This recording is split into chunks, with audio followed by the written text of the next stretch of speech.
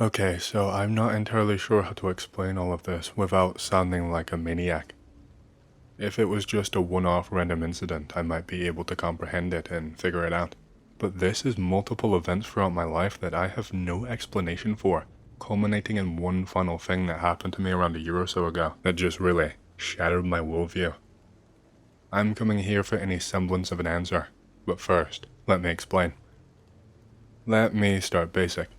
I had a normal upbringing. I had an amazing relationship with my father. He was more like my best friend, and we would do all kinds of things.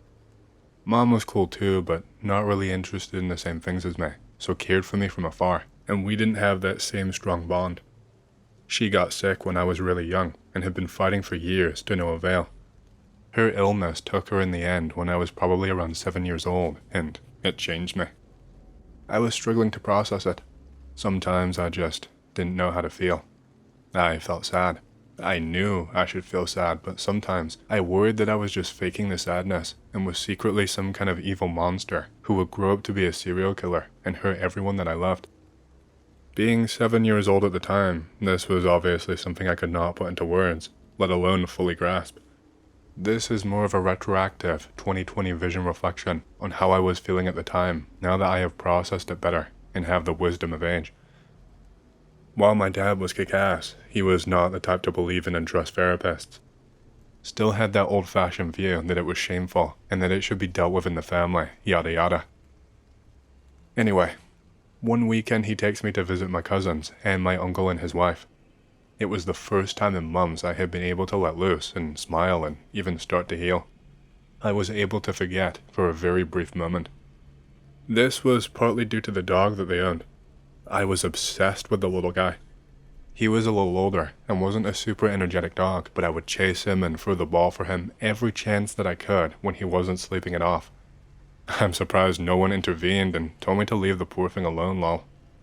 My dad, upon seeing this, I guess decided that a dog might be a good way to help me. I could only lean on my dad so much, but this might help me be a kid again. So pretty much the next day we went to a shelter and looked at dogs to adopt. I told them I wanted a big one that wants to run all the time because that was my favorite. My dad was in agreement, and he had his sights set on a border collie who had been giving us endless attention from the moment we walked in. I wasn't convinced. I told the guy I wanted something that looked big and strong that would never get tired. I saw something kind of twig in his eyes, and he told us that they had just gotten a new dog into the shelter very recently. They said they found him out wandering out front. No collar, no chip, no evidence of any ownership history, or where he even came from. He kinda stopped for a moment, looked upwards and said, "It's funny. He almost seemed like he was looking for this place, the way he was moving. What a funny dog." We were shown this adorable German Shepherd, and I instantly fell in love. Said he was in perfect health, but that no one who had been in seemed to want to take him. Said that whenever people saw the dog, they told them very bluntly that he was not what they were looking for. I practically got down on my knees, latched myself around my dad's legs, and begged him while pulling on them. He seemed a little off in that moment, like his mind was somewhere else. That's only in retrospect though. Me being a kid, I thought he was just doing the adult thing of, actually planning and thinking and having some foresight, Lamau. He tried to convince me again to go for the border collie. Started telling me fun facts about how much they can run, what jobs they're used for, etc., but I would not budge. The shelter guy was willing to give us a pretty good deal, and I guess my dad just couldn't refuse. From the second we got home, I bonded with this dog. Walks, treats, playing, teaching him things, you name it. He basically never left my side unless he had to. My dad made it a point to buy a doghouse, and told me he had to sleep outside, which I was distraught about. I thought it was cruel and unfair, and wanted him in my room, but he told me I had to follow his rules if I wanted to keep him. In fairness to my dad, it was more like a dog penthouse, so he would not be suffering in the rain or anything. This is kinda when things started to change in my life, when things started to become weird. My dad explained it away as trauma and processing grief, as usual kid growing pains and lashing out, but I honestly had a horrible time over the next few years. I would have these strange nonsensical nightmares every single night, and the worst part is that they were not something I could just explain away. They almost blended with reality. They were so realistic and would often involve something that I did that day. For example, I might go outside with my father and play basketball with the hoop that we have in the backyard. And then that night, I would go through almost the exact same events but warped. My father would start beating me, or something would come into the yard and attack us. It was always a warped version of that day's events. Only one time when I was much older, it happened backwards, but I will get to that later. And by that, I mean that my nightmare was a normal day, but then my actual day was the horrifying version. It's very rare that I would not have one of these nightmares. It would only be on days when I was away at my cousin's, or on an overnight school field trip, or if I was so sick and feverish that the fever kinda took control and I didn't dream about anything. At one point, my father thought it might be the house, that because this was the house where I saw my mother whisked away until she was gone, that it was affecting my psyche. So he even considered moving us away at some point. It's not the only bit of trouble I would have over the years. I found that people would start distancing themselves from me, and that I became more of an outcast. Almost overnight, but it got worse as time went on.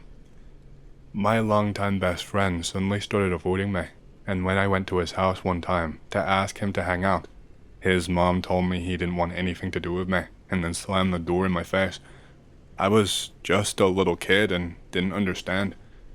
It made me cry a lot, and put me back into a depressive state. Sometimes I would get lucky and make a friend. This was most prominent when I finally started high school, but the longer I was friends with them, it was like the relationship just decayed more and more.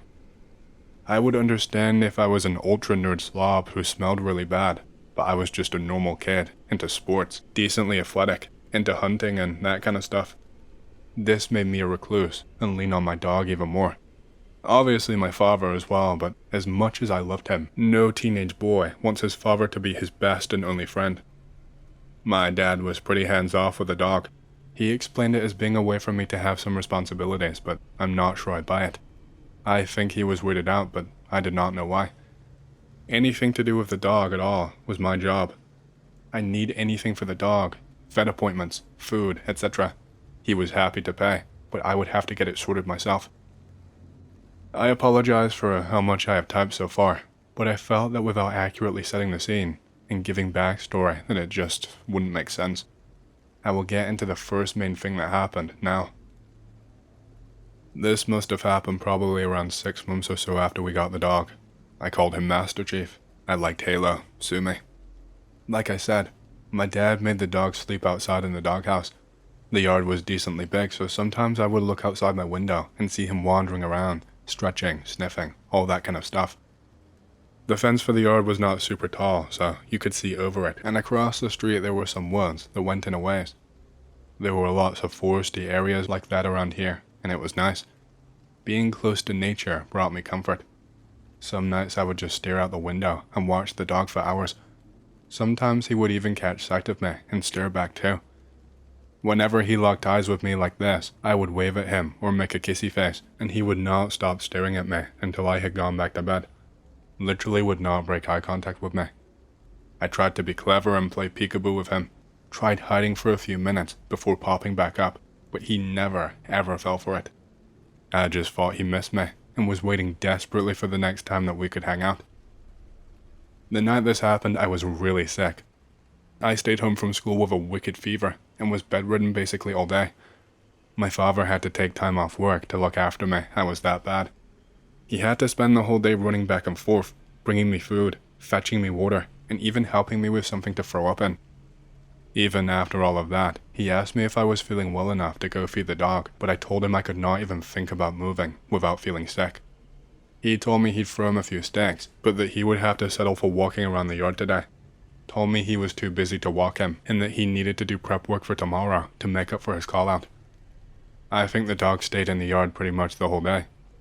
I could not even get myself to sit up and try to look out the window for him, which made me really sad. It was the only day thus far I had not hung out with him. At some point I just fell asleep, complete and total knockout. When I finally woke up again, it was dark outside, and my room was pitch black. I had no idea how long I had been out for. I didn't have a cell phone, being that young, and I did not have any kind of alarm, as my dad always woke me up early. I was feeling slightly better, enough to stand up at least. I was sweating really badly, my throat was dry, and I needed water badly.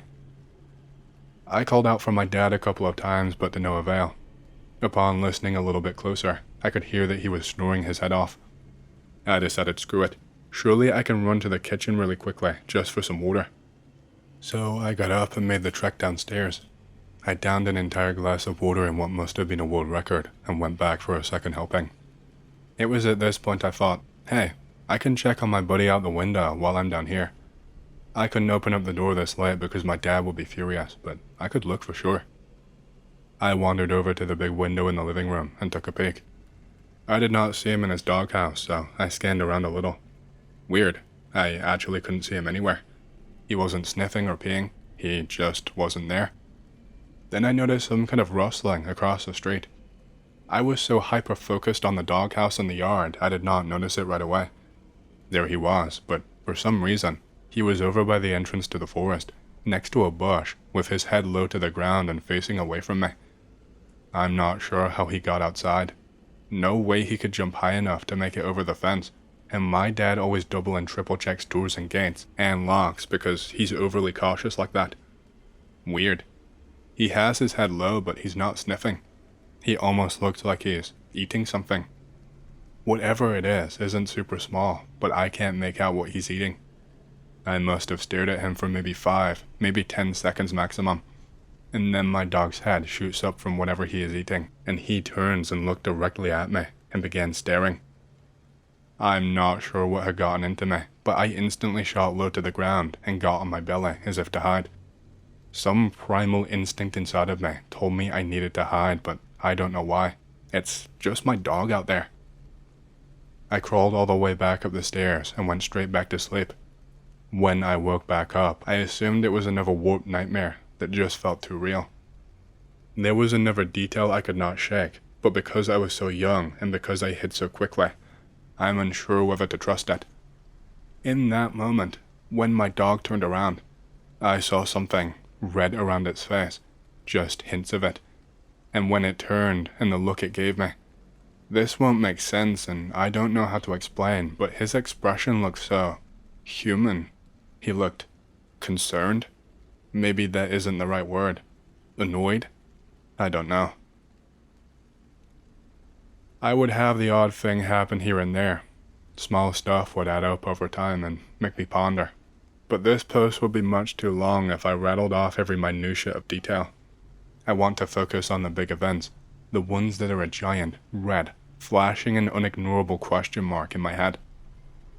This next event must have happened when I was around 10 or 11 years old maybe. Since I was getting older, my dad had taken to letting me wander the neighborhood a little bit on my own. Either to play with friends, for the little time that I had them, or to go out on my scooter or my bike or my skateboard. I had to keep my athleticism up somehow, and while I enjoyed video games, I could not sit and play them all day long. If I wasn't walking him, I was not allowed to bring the dog. My father didn't want me to witness another tragic death due to me being too busy trying to hit my first ollie outside of the backyard. He knew anything negative involving my beloved dog would just break me. I made sure to hang out with him and pamper and treat him enough before I would go out, but he would always whine and seem so sad. It's like he could sense I was leaving. This day he was worse than ever. Just wouldn't leave my side, kept barking at me anytime I went for the door, kept coaxing me over to his toys in an attempt to get me to throw them. At one point though, he almost seemed to become annoyed with me.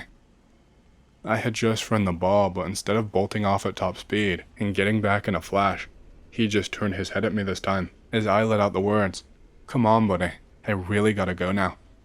The second the words left my mouth, he went full sprint and jumped up towards my chest and knocked me down to the ground. He licked my face and I laughed, but told him I really have to go.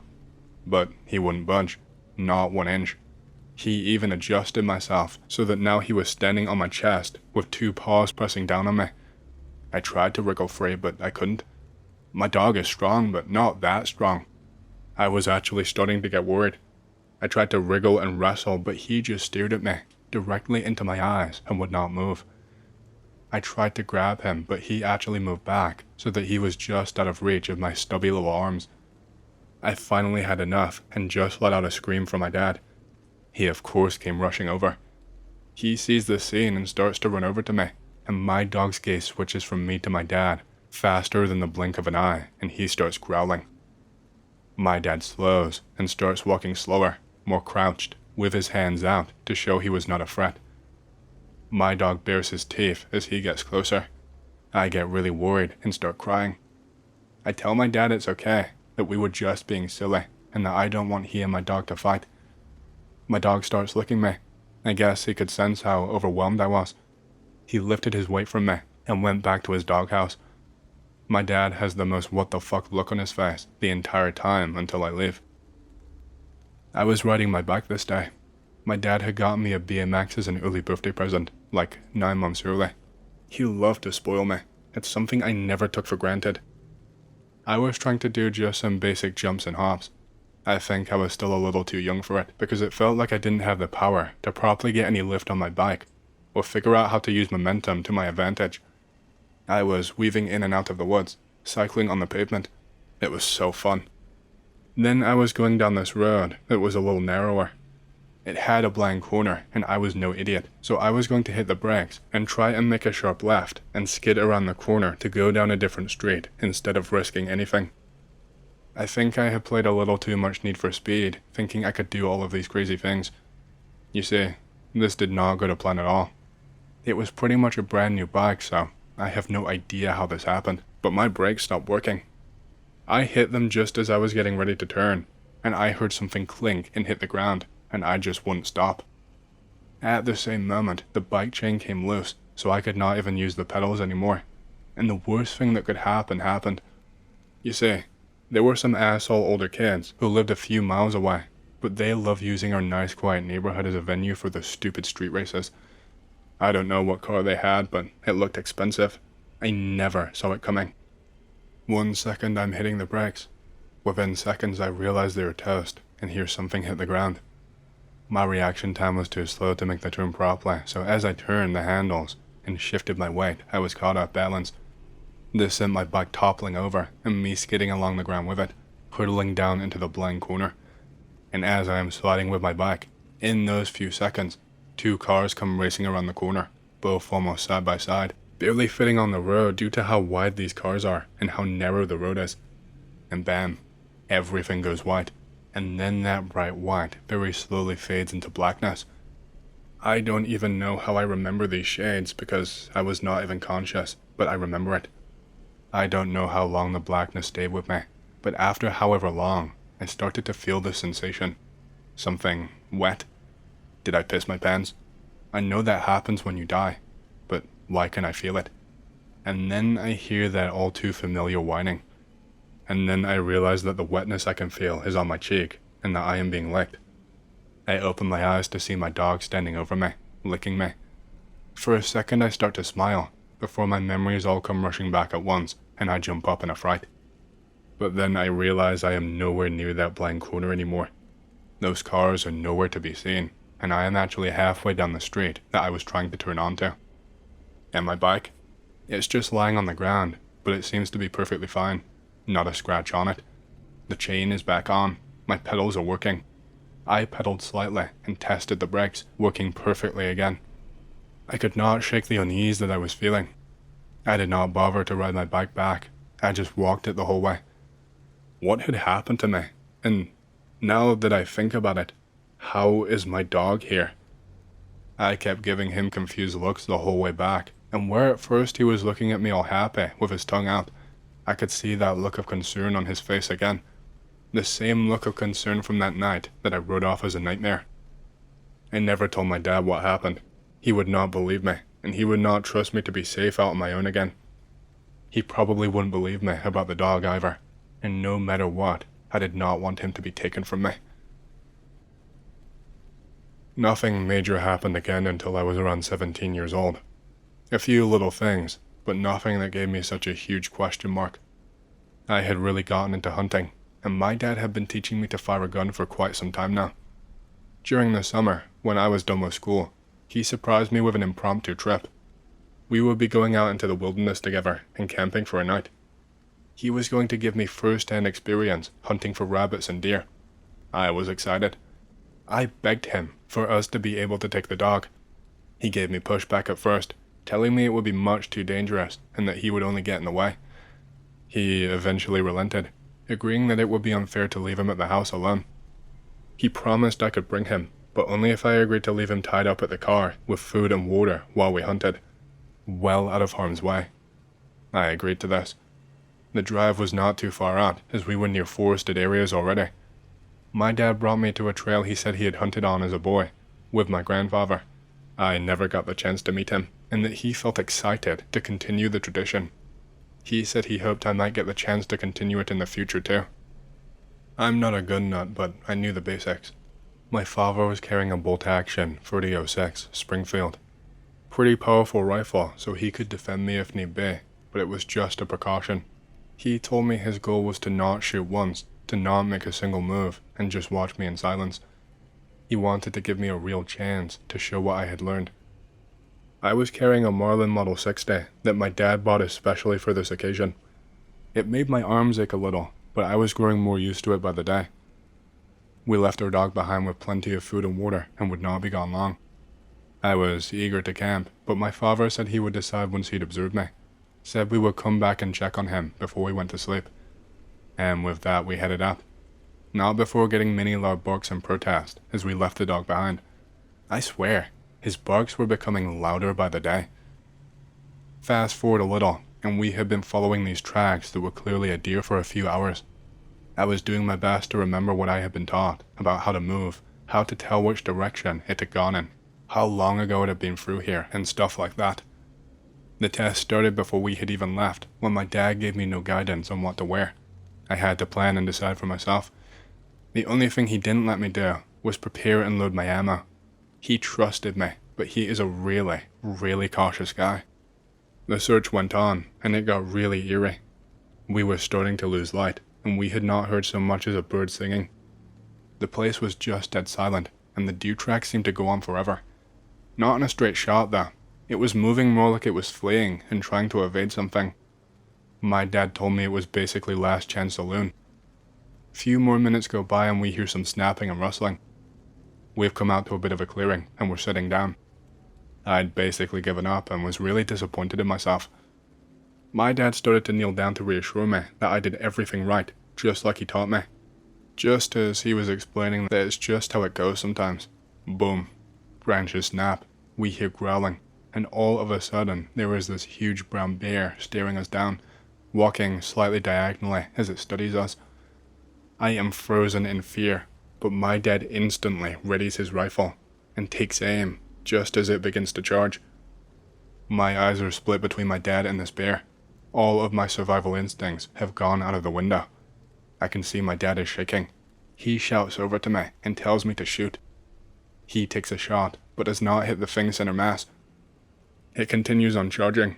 I am fumbling with my rifle, backing off slightly from my father and isolating myself. And this thing goes for me instead of him. My dad sprints as fast as he can over to me and dives to push me out of the way, but we don't get far enough. Within 2 seconds, the bear is right upon us, and neither of us are ready to fire. My dad puts his body in front of mine, and I put my arms in front of his face and close my eyes, bracing for impact. I'm waiting for my vision to go white again. I'm breathing so hard, but nothing is happening. I open my eyes and I cannot believe what I am seeing. The bear is right in front of us, mouth wide open and baring teeth, but it's just not moving. It's not moving an inch. It's like time has just paused. It doesn't make any sense. I think I'm in some sort of limbo just before I die and move on. I turn to try and shake my father, but he is like a statue. There are no sounds going on. Nothing is moving. I can smell something though. That's the one thing that stands out. I can smell something strange. It smells like some steak that had been left out in the sun. All at once, all of the sounds of the world start back up again, and it's like time has restarted, and instead of being mauled by the bear, I hear a quick sound for an instant. It sounds like a knife cutting through flesh, like the one my dad had shown me how to use when skinning animals. I see the splash of red, and some of it even hits my face. The bear lets out an insane grunt. It sounds so pained. Then it just turns heel and sprints away back from where it came, sounding almost like it's crying. It only takes a minute or so before we hear bounding feet and barking. My dog has somehow broken free and managed to track us all the way down out here. This dog isn't trained to hunt or track. I seriously don't understand how the hell he managed to get here so far away. I shot a look over to my dad for answers, but his mouth is just agape. He is literally speechless. Every time I looked at my dog, probably with the same expression as my dad, he kept turning his head to the side. He wasn't smiling or panting or wagging his tail anymore when he looked at me. I swear, I could see that same look of concern. Sorry for how long this is. I will wrap it up with this final one. This last one happened probably around a year ago. Ever since the hunting incident, things have been weird. My nightmares had gotten worse, much more intense, and I was barely sleeping. My dad looked tired all the time too. He looked so drained before he'd even set one foot out of the door for work. I overslept and missed class so many times in those years. They were talking about failing me if I didn't get my act together.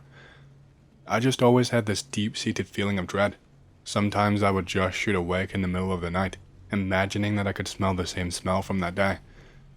Most of the time I was too freaked out to even look outside for my dog anymore. But on the occasion that I did, I could never spot him. He was elderly at this point, beyond elderly. He was 15 years old, possibly even older, considering that there wasn't even any history when we adopted him.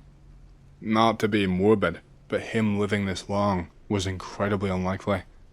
At the very least, he should have been showing signs of weakness in his bones or having less energy, but he was the same as the day we adopted him. I took him for vet checks almost monthly at this point, and every time the vet would ask me if I was sure about his age. He was always in perfect health, not so much as a damaged tooth.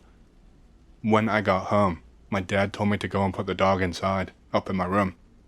This was odd for my dad. He liked the dog outside of the house as much as possible. I did as he said though. When I came back down, he pulled me outside and told me he wanted to talk to me. I was confused, but was ready to listen.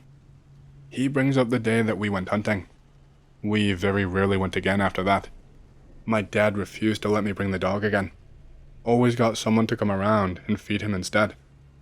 This was the first time my dad had brought up that event in years. We only talked about it once before, while it was still fresh, but never in any real detail. He started asking me about what I saw. He asked me if my vision went all white too, like there was a big flash of light. He asked me if my body became completely frozen too. Not in fear. He specified that his body couldn't be controlled. I was reluctant, but I was older now. My dad trusted me far beyond any implicit trust you have with your child. I figured the worst that could happen is he waves it away as being my frightened mind making things up. I started to tell him about the image I saw and time freezing. My dad was facing away from the house. I was facing towards it as we talked. I noticed something out of the corner of my eye as I bring these things up. It's my dog. He is in my room, looking out of the window where I would usually look at him from. He is just staring at me, the same look as all of those other times. I get distracted. I am just staring back up at him while talking until my speech starts to trail off and I forget what I am even saying. My dad puts his hand on my shoulder and without looking back just says, "He's staring from the window, isn't he?" That night was the most sleepless of my life. I think my father had just washed his hands of everything because he did not even care if the dog was in the house anymore. He just avoided him. In the past few weeks, the dog had taken to sneaking into my room after my father had gone to sleep and sleeping on the floor next to my bed. I felt that dread so deeply when he came up this night. He does not lay down the entire night. He is just sitting, staring at me, like he's waiting for something. It goes like this for a couple of hours before I say screw it and go downstairs to get some water. This was just an excuse. I needed to be away and catch my breath for a minute. As I'm sipping my water, I can't help but think about all of the things that have happened. Not just the big things, but the little ones too. I am questioning everything trying to figure out what is off. I start thinking about that first day, back to what the guy at the shelter said. He was almost looking for the place. We can't find any history of ownership. I felt like I was gonna drop dead from fear. When I turned around to walk back to my room, I almost dropped my glass to the floor. My legs actually turned to jelly and gave way to fear. My dog was right there, and I dropped down instinctively, just like I did when I was a kid. My dog wasn't just looking at me. He was standing on his hind legs, staring down at me. It's not like when a dog jumps up on its hind legs for a couple of seconds, trying desperately to balance. He looked naturally bipedal. He looks almost human-like with the way he is standing. He doesn't look concerned. He looks sad. His eyes look glossy, like a human when they are about to cry. I started stammering, and I'm crawling backwards while flat on my ass. And then I just hear this low voice that sounds like it had not spoken in years.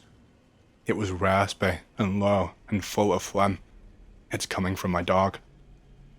He takes one step forward, a step that looks so natural and human I thought I was back in one of my nightmares.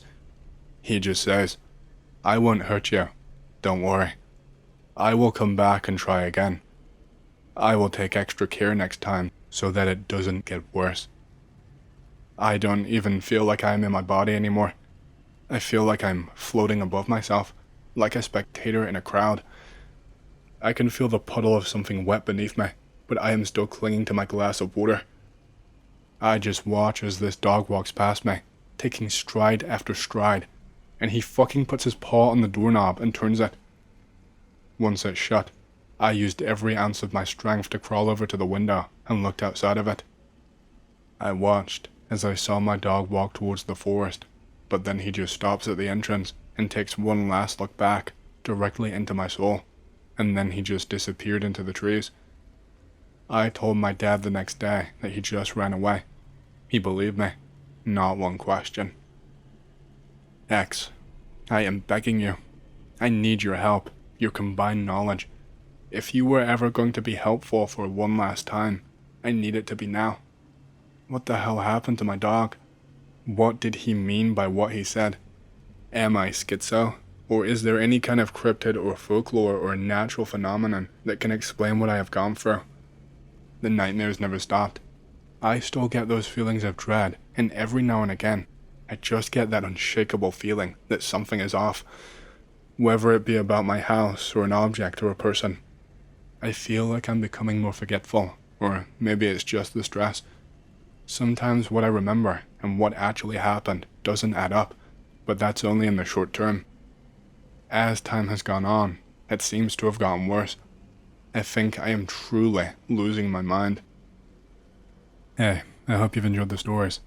The goal for the channel is 100k, so please subscribe, like, and leave a comment because it really helps the channel. Thank you for watching.